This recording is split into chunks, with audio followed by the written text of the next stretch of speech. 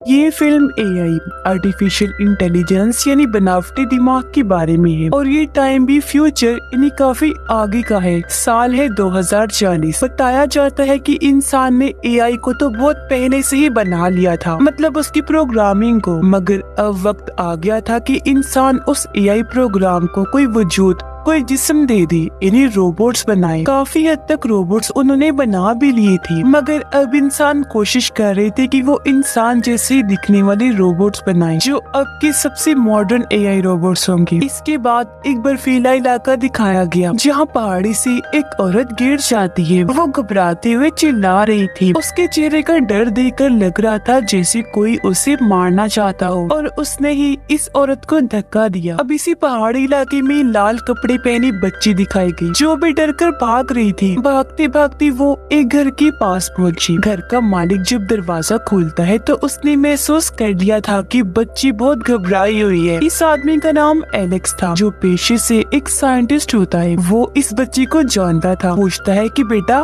तुम्हारी मॉम कहाँ है और क्या हुआ आपको? पर कोई जवाब देने से पहले ही वो गिर गई, बेहोश हो जाती है।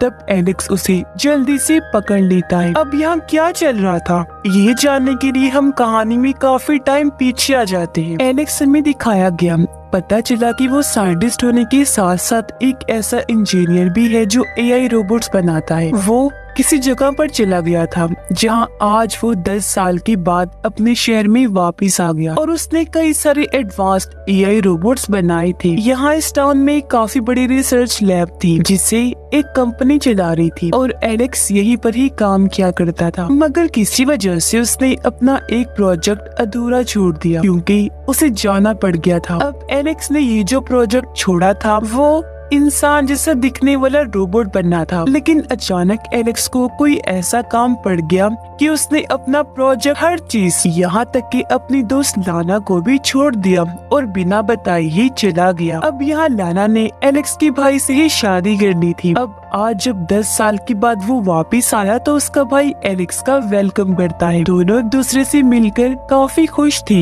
गले से लग जाते हैं। एक वक्त था जहाँ एलेक्स, उसका भाई और लाना मिलकर प्रोजेक्ट्स पर काम किया करती थी, रोबोट्स बनाती थी, लेकिन अब वक्त के साथ साथ सब कुछ बदल गया था। एलेक्स का भाई उसे गाड़ी में बिठाकर यहाँ से ले जाता है। एलेक्स ने अपने भाई से पूछा कि तुम क्या कर रहे हो आजकल, कोई रोबोट्स वगैरह बनाए या नहीं? एलेक्स का भाई जवाब देता है कि नहीं, अब मैंने वो काम छोड़ दिया है। मैं और लाना एक यूनिवर्सिटी में पढ़ाती हैं क्योंकि रोबोट्स बनाने वाला वो काम मुझे बोर लगने लग गया था। एलेक्स ने यहाँ एक रोबोटिक बिल्ली बनाई हुई थी जिसकी प्रोग्रामिंग बाकी रोबोट्स की निस्बत काफी अलग थी और वो बिल्ली हर वक्त एलेक्स के साथ ही रहा करती थी, जो उसके भाई को भी काफी पसंद आई। फिर उसका भाई कहता है कि अब क्योंकि तुम आ गई हो तो हमारे साथ ही रहना। एलेक्स कहता है कि नहीं शुक्रिया मेरे भाई, लेकिन मैं अपने पुराने घर में रहूंगा। जो कहकर वो गाड़ी से उतरा, यहाँ से चला जाता है। एलेक्स सीधा अब उस रिसर्च लैब में आया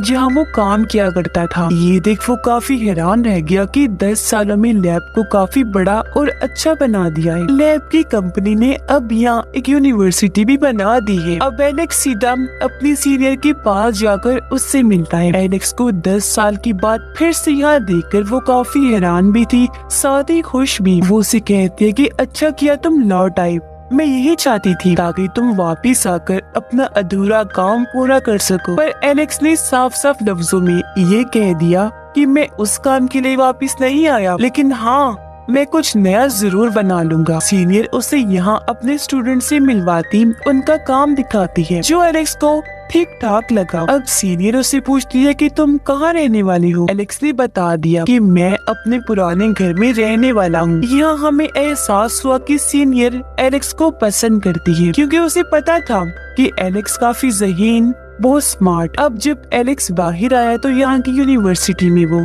लाना को भी देखता है जो भी यहाँ पढ़ाया करती थी। हालांकि वो भी एलेक्स को देख लेती है, पर क्योंकि वो उसे छोड़कर जा चुका था इसलिए वो नजरअंदाज कर देती है। खास अहमियत नहीं देती। सीनियर एलेक्स को उसके पुराने घर छोड़ने जाती है। ये घर उसके मॉम डैड का था जो अब नहीं रहे थे, और यही से ही एलेक्स और उसके भाई ने अपने काम की शुरुआत की थी। वहाँ सारा पुराना सामान पड़ा हुआ था। घर की हालत भी काफी खराब थी, लेकिन एलेक्स फिर भी यहाँ रहना चाहता था। क्योंकि रात हो गई थी इसलिए वो सो जाता है ताकि आराम कर सके। अगली सुबह जब वो उठा तो घर की बेल बजी। उसने जब बाहर जाकर चेक किया तो वहाँ एक इंसानी रोबोट खड़ा हुआ था जिसे रिसर्च लैब की तरफ से भेजा गया था एलेक्स की मदद करने के लिए। ये रोबोट काफी बड़ी उम्र के आदमी की शक्ल का था जिसे एक वक्त में कई सारे काम करने के लिए डिजाइन किया गया था। अब क्योंकि एलेक्स को रोबोट्स पसंद नहीं थे तो अपने घर में भी वो कोई रोबोट नहीं रखना चाहता था। वो रोबोट को जाने को कहता है, लेकिन रोबोट उसके सारे काम खुद ही करके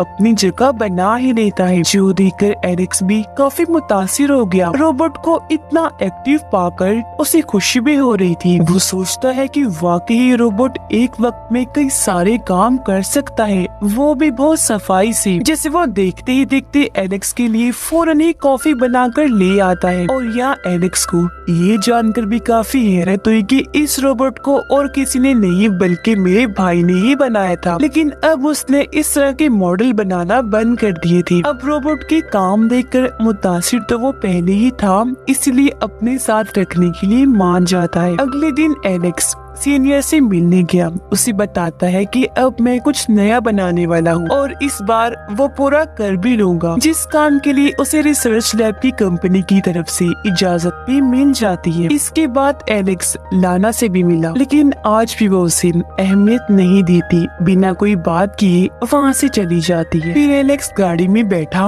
और एक पार्क में आ गया जहाँ बहुत सारे बच्चे खेल रहे थे। वो इन बच्चों पर नजर रखने लगा। उससे एक बच्ची काफी अच्छी और दिलचस्प लगी क्योंकि वो बाकियों से अलग थी। काफी एक्टिव लाल रंग के कपड़े पहने हुए थी, और ये और कोई नहीं बल्कि शुरुआत वाली बच्ची थी जिसका नाम ईवा था। और अब एलेक्स उसे देखता ही रहा, काफी देर तक पीछे करता रहता है। और बच्ची काफी चालाक थी।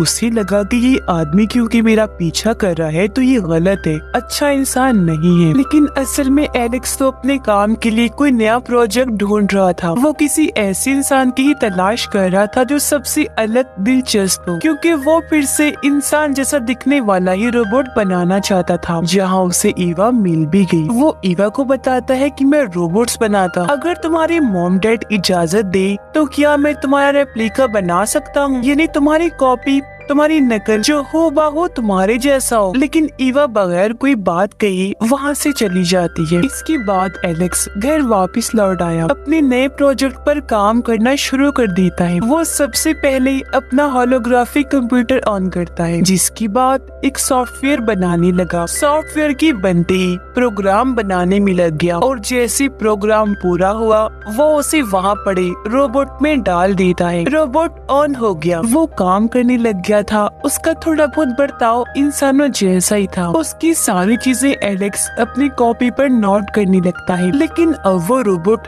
आग को हाथ लगाने वाला होता है, और इतनी ही देर में पास पड़ा फायर अलार्म बज गया, जिससे रोबोट डर जाता है। वो नीचे गिर गया, चटपटाने लगता है, और इस तरह वो ऑफ हो जाता है। यानी कि एलेक्स का ये प्रोग्राम फेल हो गया था। अपनी नाकामी पर उसे बहुत गुस्सा आया। तंग आकर वो फैसला करता है कि मैं अपने भाई के घर खाने पर जाऊंगा, क्योंकि कई बार उसके भाई ने खाने पर उसकी दावत की थी। आज भी हालांकि वो जाना तो नहीं चाहता था, पर मूड खराब होने की वजह से आ ही गया। ये जब वहाँ पहुँचा तो ये जानकर काफी खुश भी हुआ और हैरान भी कि ईवा इनकी ही बेटी है। अब लाना से तो वो पहले ही प्यार करता था, पर अब उसकी बेटी जो असल में एलेक्स की भतीजी थी उसे काफी पसंद आ गई। अब तो वो उसका रेप्लिका बनाकर ही रहेगा, पर फिलहाल इस बारे में वो इन लोगों से कोई बात नहीं करता। ये खाना खाते हैं, बातें करते हैं, अपने पुराने वक्त को याद करने लगी। ईवा को देखकर एलेक्स को एक उम्मीद मिल गई थी, इसीलिए वो उसका रेप्लिका बनाने में लग गया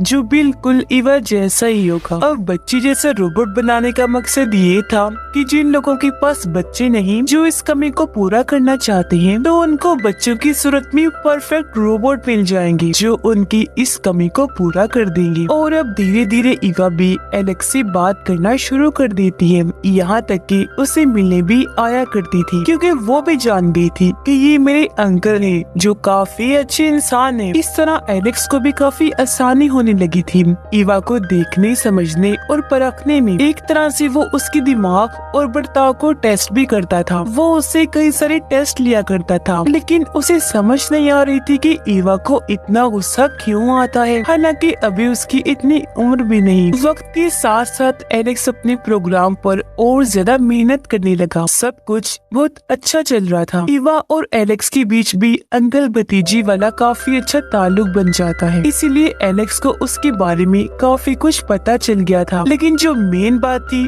वो तो एलेक्स समझ ही नहीं पाया। अब वो बात काफी बड़ी थी जिस बारे में हमें आगे पता चलेगा। अब क्योंकि एलेक्स अपने भाई के घर ही रह रहा था इसलिए लाना के भी वो करीब आने की कोशिश करता है। अब यहाँ वो एलेक्स से बात तो करती थी लेकिन अब उसका वैसा कोई इरादा नहीं था। फिर एलेक्स सीनियर से मिलने गया, उसे बता देता है कि मेरा प्रोजेक्ट काफी अच्छा चल रहा है। जो सुनकर वो काफी खुश हो गई क्योंकि पता नहीं कितने सालों से वो इस वक्त का इंतजार कर रही थी जब कोई इंसानी रोबोट्स भी बनाए जाएं, क्योंकि आम रोबोट तो हर जगह से मिल सकते थे पर इंसानी रोबोट्स का मिलना नामुमकिन था। एक फायदा ये भी था कि वो इंसानी रोबोट्स बेचकर काफी अमीर हो सकती थी। अब ईवा को अपनी मॉम और एलेक्स पर शक होने लगा। एक दिन वो अपनी मॉम से पूछ ही लेती है कि क्या पहले आप और अंकल एलेक्स एक साथ हुआ करते थे, जिस पर लाना उसे ये जवाब देती है कि हाँ बेटा, हम साथ तो थे पर सिर्फ एक साथ पढ़ाई ही किया करती थी, इसके अलावा हमारे बीच और कुछ नहीं था। एलेक्स ने काफी हद तक ईवा का रेप्लिका बना लिया था पर पता नहीं कैसे एक दिन उसमें ग्लिच आ जाता है, यानी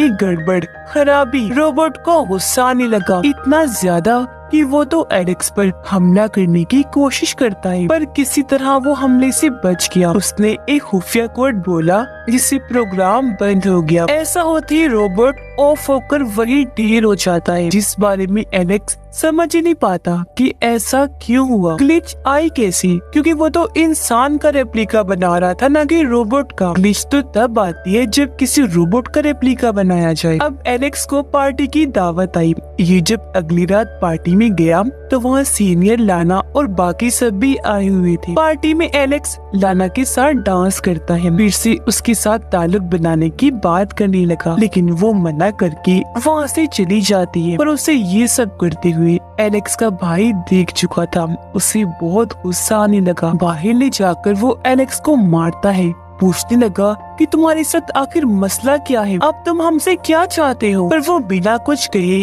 वहाँ से घर आ गया, जहाँ उसका बूढ़ा रोबोट एलेक्स की हालत देखकर समझ गया कि ये दुखी है। वो एलेक्स को संभालने की कोशिश करता है। अगले दिन लाना उससे मिलने आई, समझाने की कोशिश करती है कि अब हमारे बीच कोई ताल्लुक नहीं है और ना ही हो सकता है। वो यहाँ कुछ और भी बताने वाली थी, एलेक्स के गले से लग जाती है, पर तभी यहाँ ईवा भी आ गई जो छुपकर इनको देख रही थी क्योंकि काफी टाइम से इन पर नजर रख रही थी। और अब लाना भी उसे देख लेती है कि इसने हमें देख लिया। दोनों को इतने पास देखकर ईवा को गुस्सा आ गया, वो जैसे पागल ही हो गई। लाना उसे आवाज लगाती है लेकिन बिना कुछ सुने ईवा वहाँ से भाग जाती है। वो बर्फीले पहाड़ों में भागने लगी, उसका पीछा करते करते लाना भी वहाँ आ गई। ईवा को हर जगह ढूंढने लगती है और ये वही जगह थी जहाँ से इस फिल्म की शुरुआत हुई थी। लाना को वो दिख भी गई, फिर से उसके पीछे भागने लगती है ताकि ईवा को समझा सके कि मेरी और एलेक्स के बीच कुछ नहीं है। पर अचानक किसी गड़बड़ी की वजह से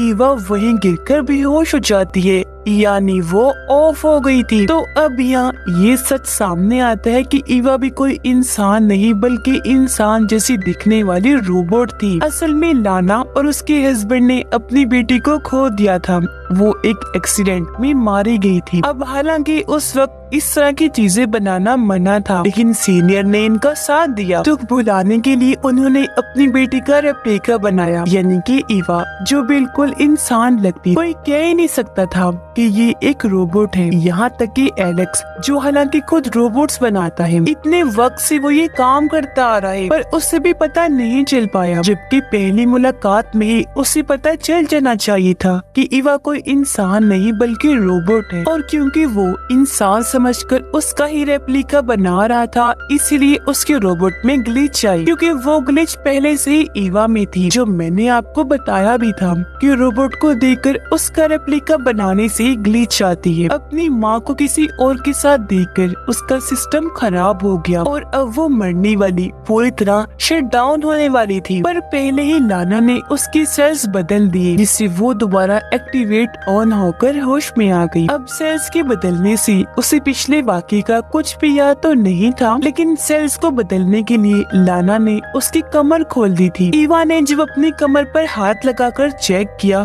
तो उसे पता चल गया कि मैं रोबोट हूँ। ये सोच आते ही उसमें फिर से ग्लिच आने लगी, क्योंकि इतने वक्त से वो यही सोच रही थी कि मैं एक इंसान हूँ, पर आज उसे इस बात पर यकीन नहीं आ रहा था कि मैं एक मशीन हूँ। वो इस बात को कबूल ही नहीं कर पा रही थी। इस खराबी की वजह से वो अपनी माँ लाना को पहाड़ी से नीचे फेंक देती है, और ये भी शुरुआत वाला ही सीन है। उस वक्त तो दिखाया नहीं गया था कि क्या हुआ, लेकिन असल में उसने लाना को धक्का दे दिया था, जिससे वो मारी गई। इसके बाद वो आई थी एलेक्स के पास, उसके हाथों में बेहोश हो गई थी। कुछ ही दिन में सच सबके सामने आ गया था, यानी ईवा एक रोबोट है। इसीलिए एलेक्स को लैब की तरफ से ये हुक्म मिलता है कि वो ईवा को बर्बाद कर दे, इससे पहले वो किसी को नुकसान पहुंचाए। अब हालांकि वो ऐसा चाहता तो नहीं था, लेकिन मजबूर था। वो कुछ दिन उसके साथ गुजारता है और आखिर उसे शट डाउन करने का फैसला करता है, जिससे पहले वो ईवा को सारी सच्चाई बता देता है